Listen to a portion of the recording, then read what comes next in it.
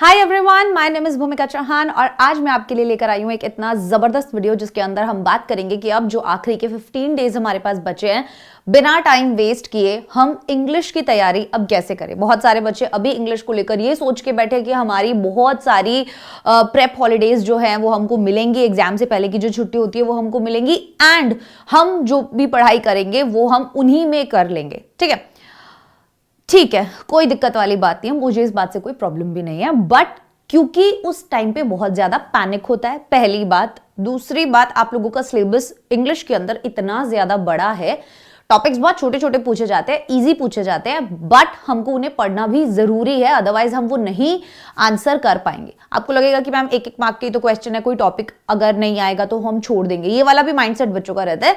तो मुझे ऐसा लगता है कि बूंद बूंद से ही घड़ा भरता है। ऐसे एक एक नंबर के अगर आप क्वेश्चन छोड़ते रहेंगे सिर्फ उस टॉपिक को ना पढ़ने की वजह से, तो आप बहुत सारा अपना परसेंटेज जो है वो डाउन कर लेंगे। आपको डरने की बिल्कुल भी दिक्कत लेनी नहीं है, टेंशन लेनी नहीं है, डरना नहीं है। क्यों? क्योंकि मैं आप लोगों के लिए ऐसे वीडियोस ऑलरेडी काफी सारे डाल भी चुकी हूं और बीच में एक बहुत बड़ा गैप आ गया था due to some personal reasons, जिसकी वजह से मैं क्लास नहीं ले पाई थी। बट अब आपकी रेगुलर क्लासेस होंगी मेरे साथ, लंबे लंबे सेशंस होंगे मेरे साथ, जिसके अंदर मैं आपको सारे के सारे टॉपिक्स बताऊंगी कि जो आपके लिए इंपॉर्टेंट है, आपको करके ही करके जाने हैं और कैसे आप उन्हें बहुत कम टाइम में भी सॉल्व कर सकते हैं। पिछले 10 साल के पेपर्स, इनफैक्ट 5 साल के तो स्पेशली, 10 साल के तो हम लेंगे ही लेंगे क्वेश्चंस प्रैक्टिस करने के लिए, बट ज्यादा फोकस हम करेंगे लास्ट 5 इयर्स के पेपर्स पर, और उनमें जिस टाइप के क्वेश्चंस हमसे पूछे गए थे उसी टाइप के मल्टीपल क्वेश्चंस हम लोग प्रैक्टिस करेंगे और आप एग्जाम में अच्छा स्कोर कर पाएंगे। I have a list over here जहां पर आप लोगों के मैंने कुछ टॉपिक्स लिखे हुए हैं, आप देख सकते हो।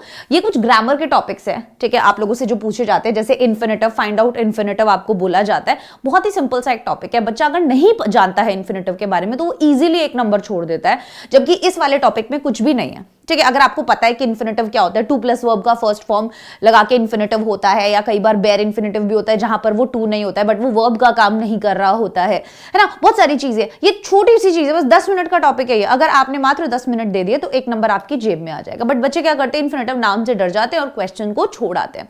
अब ये वैसे तो बच्चों को बहुत इजी लगता है, बट ये एक एग्जाम्पल मैं दे रही हूं इससे रिलेटेड, जैसे सबऑर्डिनेट क्लॉज वाले क्वेश्चंस में बच्चों को बहुत ज्यादा डर लगता है।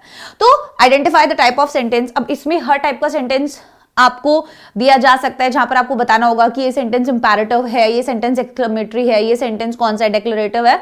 तो ये बहुत इजी है, ठीक है। वही अगेन मैं बोल रही हूं कि ये केवल 10 मिनट्स की बात है। आपको 10 मिनट्स में ये टॉपिक पूरा हो सकता है और आपके नंबर आपकी जेब में हो सकते हैं, और एग्जाम में कम टाइम आपको लगेगा इन क्वेश्चंस को सॉल्व करने में, ठीक है। तो इन टॉपिक्स को हम इग्नोर बिल्कुल भी ना करें। जो टॉपिक्स बहुत छोटे हैं और जिनसे हमें डायरेक्ट नंबर मिल सकते हैं, अभी हम उन पर बहुत ज्यादा फोकस करेंगे। Arrange words in alphabetical order, बहुत इजी सा सवाल आता है अल्फाबेटिकल ऑर्डर में। जैसे आप डिक्शनरी में वर्ड्स ढूंढते हैं, वैसे आपको एक ऑर्डर में उन वर्ड्स को लगाना होता है। या वर्ड चेन से रिलेटेड क्वेश्चन बच्चों को दे दिया जाता है, या फिर वर्ड दे दिया जाता है, बीच में एक मिसिंग वर्ड होता, एक वर्ड दे दिया जाता है, बीच में एक मिसिंग लेटर होता है, वो बच्चों को भरना होता है। ये स्टार्टिंग के क्वेश्चंस काफी ज्यादा इजी होते हैं, बट बच्चे इन पर ध्यान नहीं देते हैं, ठीक है। कोई एक वर्ड दे दिया जाता है और बोलते हैं उन्हीं उस वर्ड में जितने भी लेटर यूज हुए हैं उनसे आप 4 नए वर्ड्स बनाइए। ऐसा क्वेश्चन भी यूज होता है। पंक्चुएशन वाले क्वेश्चंस बहुत इजी होते हैं, मैंने बच्चों को कराए भी हुए हैं।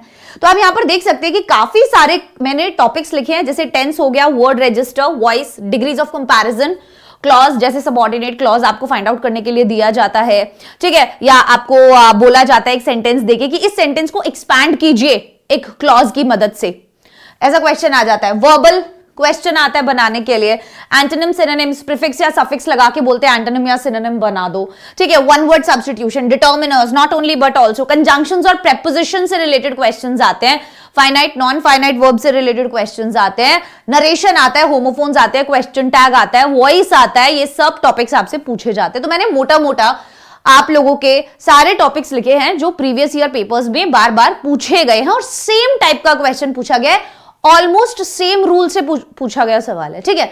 हमको करना क्या है, कुछ और टॉपिक्स जैसे कि ये राइटिंग सेक्शन के और बाकी पैसेज वाले जो क्वेश्चंस हैं उसमें आपको personal response, figure of speech, appreciation, letter writing, verbal non verbal, information transfer, speech writing, view counter view, expand the theme, news report और स्टोरी राइटिंग। अब आप देखो कितना सारा तो लिखने का काम आप लोगों को दिया रहता है ना। तो अभी इन 15 डेज के अंदर हमें बहुत सारी चीजों पर ध्यान देना होगा।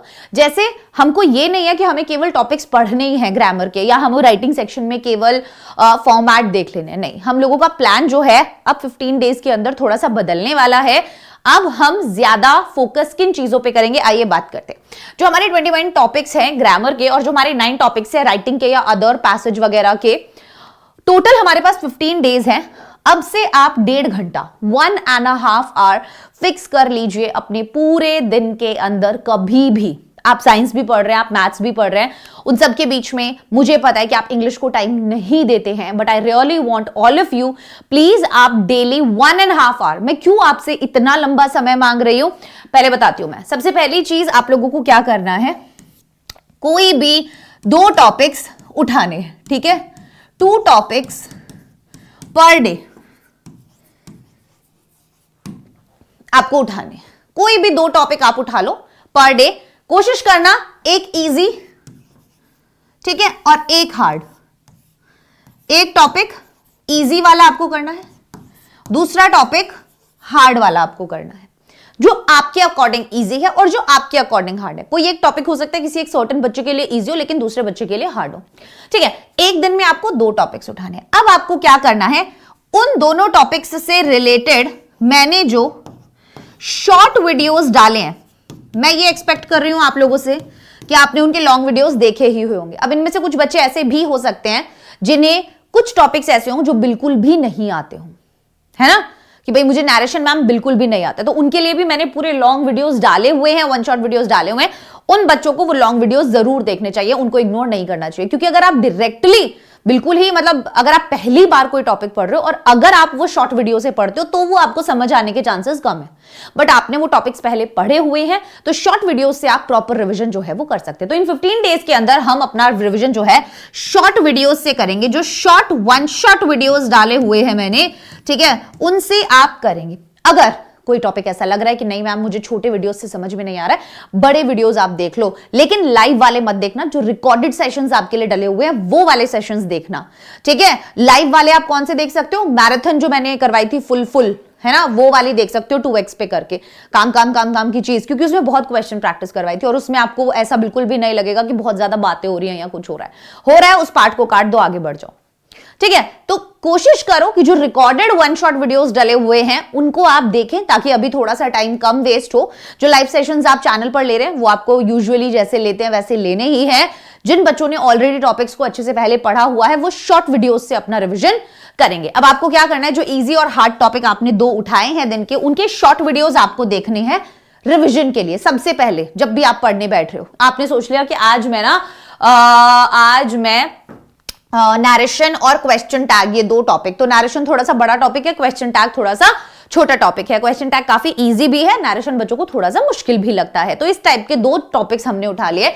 अब मैंने वीडियो देखना है नैरेशन का भी और मैंने वीडियो देखना है क्वेश्चन टैग का, कि उसके क्वेश्चन सॉल्व करने से पहले। अब जब मैंने क्या किया, मैंने इजी और हार्ड टॉपिक उठाए और मैंने अपने 2 टॉपिक जैसे कि नैरेशन और क्वेश्चन टैग, दोनों के लॉन्ग वीडियोस भी हैं चैनल पर और शॉर्ट वीडियोस भी हैं। आपको क्या करना है, जो मेजर इंपॉर्टेंट रूल्स हैं, जैसे आप लोगों को एग्जाम में मैं एक एग्जांपल दे रही हूं कि नैरेशन के अंदर आप ज्यादातर देखना, आपको इंटेरोगेटिव टाइप से ज्यादातर क्वेश्चन पूछा जाता है। समझ में आ रही है बात? जो इंटेरोगेटिव सेंटेंस होते हैं ना, उनसे बहुत सी बार क्वेश्चन आप देखोगे कि आपको नैरेशन के अंदर देखने के लिए मिल जाता है, ठीक है। तो आप प्रीवियस ईयर के PYQ 5 इयर्स के उन 5 साल के पेपर्स में, जो भी अलग अलग सेट होते हैं, उन 5 साल के पेपर्स में आपको उठाकर देखना है कि भाई नैरेशन से किस टाइप के 5 सवाल निकाल लो, वो पूछे गए हैं, ठीक है। तो उसके लिए अब नैरेशन में आपको 4 से 5 चीजें पता होनी चाहिए। सबसे पहली बात, सारे के सारे रूल्स पता होने चाहिए, ठीक है, कि भाई प्रोनाउन कैसे बदलता है, सन रूल क्या होता है, टेंस कब बदलता है, कब नहीं बदलता है, ठीक है, टाइम और प्लेस कैसे बदलता है, नाउ देन में हो जाता है ना। ये सारे रूल्स को आप एक बार रिवाइज कीजिए, जो मैंने टेबल्स बना के आपको दी हुई हैं उनसे, एंड देन आप सॉल्व कीजिए। अब क्या केवल इनसे हो जाएगा? नहीं, फिर आपको मल्टीपल क्वेश्चंस सॉल्व करने हैं उसी टॉपिक के। क्या कर रहे हैं? मल्टीपल क्वेश्चन सॉल्व करने हैं। आपके पास है 1.5 घंटे का टाइम, आपको दोनों टॉपिक्स में अपने 1.5 घंटे का टाइम जो है वो डिवाइड कर लेना है। ठीक है, ये बहुत ज्यादा इंपॉर्टेंट है। 45 मिनट्स जो है आप क्या कर लीजिए, अपने डिवाइड कर लीजिए। आपको लग रहा है क्वेश्चन टैग के लिए मुझे 45 मिनट्स नहीं चाहिए, आप इसको 1 घंटा दे दो, इसको आधा घंटा दे दो, but according to your preparation, according to आपका कि भाई आपका लेवल क्या है, उसके अकॉर्डिंग आप इसको दीजिए। ठीक है, तो इस टाइम पे previous year papers and question bank बहुत ज्यादा आप लोगों को काम आएगी।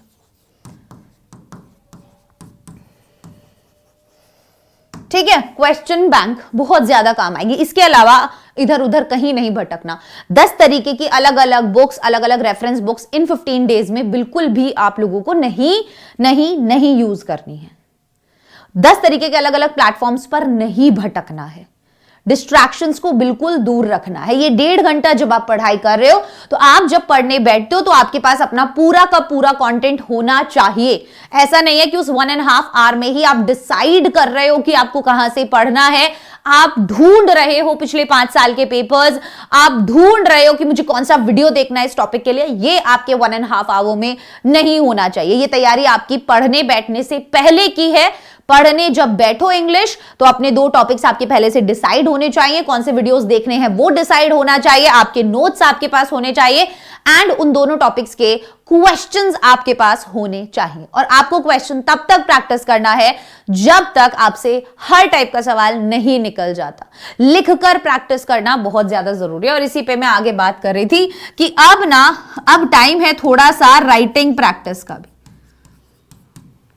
ठीक है, बच्चे क्या करते हैं, बच्चे किताब खोल लेते हैं, बच्चे वीडियोस देख रहे होते हैं, बट हाथ में कॉपी पेन तक नहीं होता। उनको लगता है कि मैम पढ़ा रही है, मुझे सब कुछ समझ में आ रहा है, या उन्हें ऐसा लगता है कि वो कॉपी से पलट पलट के, नोट से पलट पलट के देख रहे हैं और उन्हें सब कुछ समझ में आ रहा है। बट ऐसा नहीं होता है बच्चों।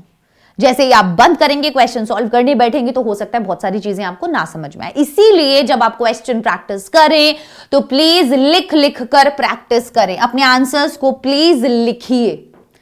ठीक है, एमसीक्यू टाइप क्वेश्चंस प्रैक्टिस कर लो, कोई दिक्कत वाली बात नहीं है। बट आपको एग्जाम में नहीं पूछा जाता एमसीक्यू, तो उसका कोई फायदा आपको नहीं होगा, क्योंकि उससे भी बच्चे को जब 4 ऑप्शंस दिख जाते हैं ना, तो वो बहुत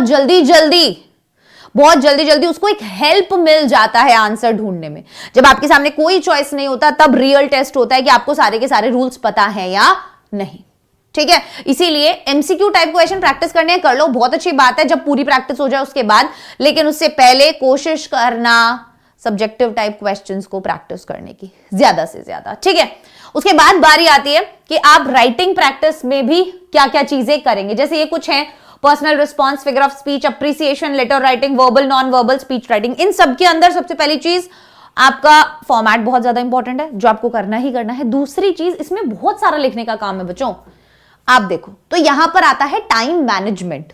ठीक है, इतनी सारी चीजें जब आपको लिखनी रहती हैं एक ही पेपर के अंदर, तो आप सोचिए आपको कितना ज्यादा टाइम मैनेजमेंट यहां पर लगेगा। अब हम क्या करते हैं, मैम मुझे पता है पोएम अप्रिसिएशन कैसे लिखते हैं, मैम मुझे लेटर राइटिंग का फॉर्मेट आता है, मुझे पता है लेटर कैसे लिखते हैं। आई नो आपको पता है, पर क्या आपने एग्जाम के अकॉर्डिंग जितनी देर में आपको लेटर लिखना चाहिए उतनी देर का प्रैक्टिस किया है? फॉर एग्जाम्पल, मैं एग्जाम के अंदर 7 मिनट्स दे सकता हूं लेटर लिखने के लिए। फॉर एग्जाम्पल मैं आपको बोल रही हूं कि भाई मुझे एक लेटर लिखने में एग्जाम में ना केवल 7 मिनट्स लगने चाहिए। ठीक है, अगर मैं इससे ज्यादा टाइम लगाता हूं तो मेरे बाकी के टॉपिक्स को लिखने का मुझे इतना ज्यादा टाइम जो है वो नहीं मिलेगा। फॉर एग्जाम्पल, आप अब उस लेटर को 7 मिनट्स में घर पे लिखने की प्रैक्टिस तो करो। क्या आप लिख पा रहे हो 7 मिनट के अंदर वो लेटर या नहीं? ठीक है, तो सबसे पहली चीज, जो भी राइटिंग प्रैक्टिस कर रहे हो या राइटिंग सेक्शन वाली भी प्रैक्टिस कर रहे हो, मेक श्योर अब आप टाइमर लगाकर अपने क्वेश्चंस को सॉल्व करें। आप बैठो, आपने सोचा कि आज मैं लेटर राइटिंग और स्पीच राइटिंग ये 2 टॉपिक प्रिपेयर करूंगा, तो जो मेरे लेटर राइटिंग है या जो स्पीच राइटिंग के टॉपिक्स हैं, पहले मैं उनका प्रॉपर फॉर्मेट देखूंगा, 5 से 10 लेटर पहले पढ़ूंगा। ठीक है, जिससे मुझे आइडियाज मिलेंगे, मैं अपनी स्टार्टिंग कैसे कर सकता हूं, इंट्रोड्यूस कैसे कर सकता हूं, इंट्रोडक्शन कैसे दे सकता हूं, कंक्लूजन कैसे दे सकता हूं।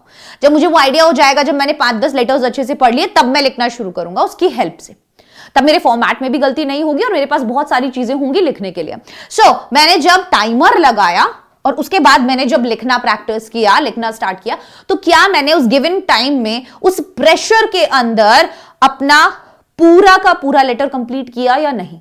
यूजुअली हम लेके बैठ गए और 1 घंटे में हमने एक लेटर लिखा, उसका कोई फायदा नहीं है बच्चों, चाहे फिर वो आप कितना भी अच्छा लिखो, बिकॉज एग्जाम में आपके पास इतना टाइम नहीं है।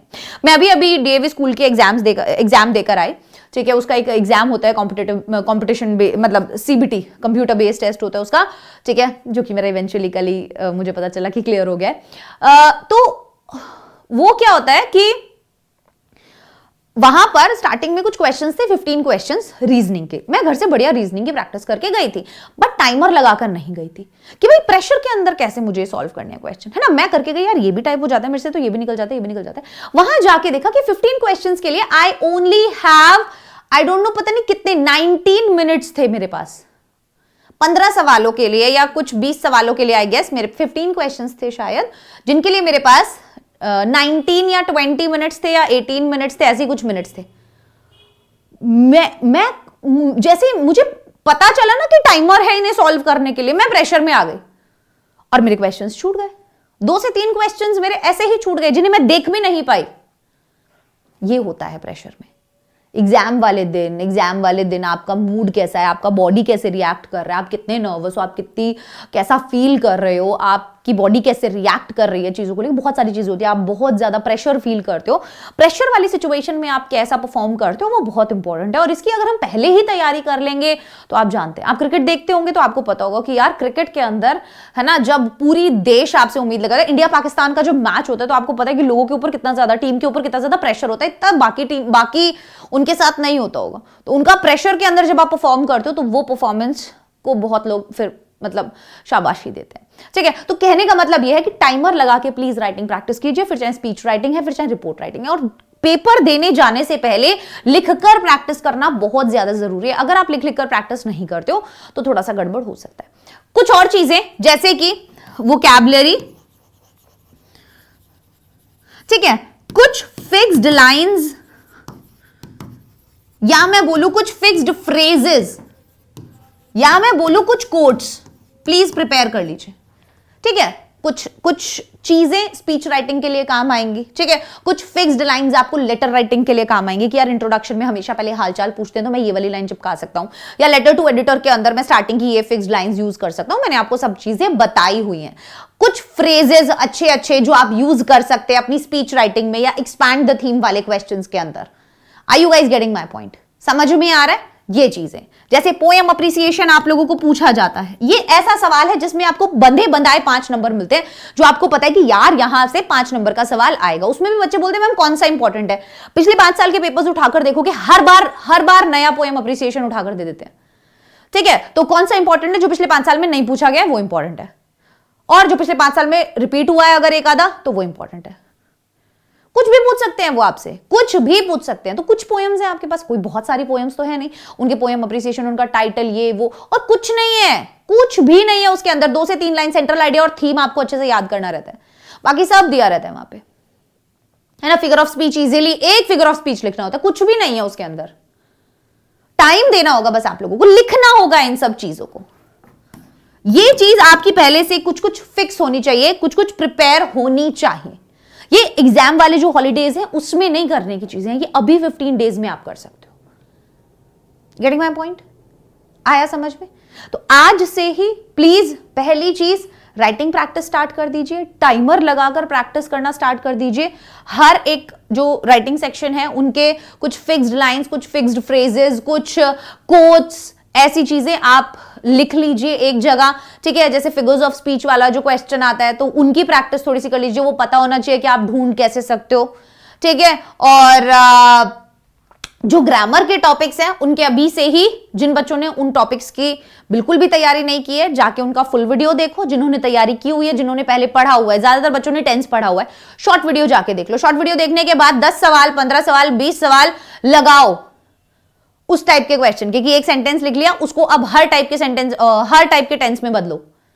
प्रेजेंट कॉन्टिन्यूअस का लिख लिया, उसको पास्ट में बदल के देखो, उसको फ्यूचर कॉन्टिन्यूअस में बदल के देखो, खुद ही बदल लो। एक सवाल से 10 सवाल बना लो, ठीक है। लिख लिख कर पर प्रैक्टिस करो, बनाओ, जिससे क्या होगा, रूल्स याद होंगे, टेंस के रूल्स याद होंगे कि भाई प्रेजेंट सिंपल में क्या वर्ब लग रहा है, क्या मेन वर्ब लग रहा है, प्रेजेंट कॉन्टिन्यूअस में क्या हेल्पिंग वर्ब लग रहा है, क्या मेन वर्ब लग रहा है ना। ये चीजें उस टाइम पर अगर करोगे तो बहुत प्रेशर में आ जाओगे, क्योंकि बहुत वाइड टॉपिक है।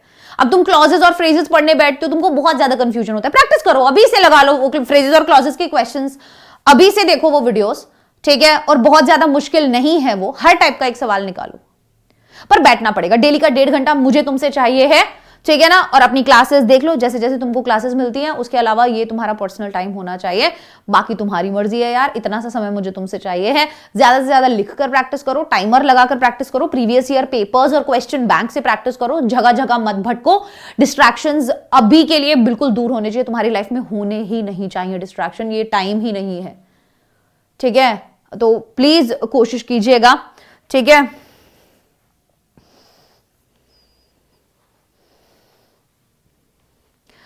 आज केला थोड़ा सा प्रयत्न, कैसे था, मैंने कुछ मराठी में याद किया था।